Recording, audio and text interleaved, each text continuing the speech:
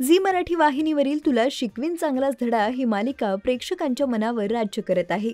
अधिपती व अक्षरा ही जोडी चाहत्यांच्या विशेष पसंतीस पडत आहे. अशातच मालिकेत एक रंजक वळण आलेले पाहायला मिळतंय. अधिपती व अक्षराचं लग्न अक्षराच्या मनाविरुद्ध झालं होतं. यानंतर प्रेक्षकांना या दोघांची केमिस्ट्री पाहायला कधी मिळेल याची उत्सुकता होती. पण आता प्रेक्षकांना आवडेल असा प्रोमो समोर आला आहे.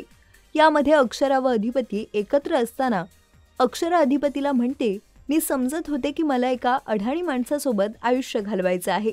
पुढे अक्षरा चिडते व अधिपतीच्या भाषेतच प्रेम व्यक्त करते. अखेर मास्तरीणबाईंनी प्रेमाची कबुली दिल्याने प्रेक्षकांनी या प्रोमोला लाईक व कमेंट करत पसंती दर्शवली आहे.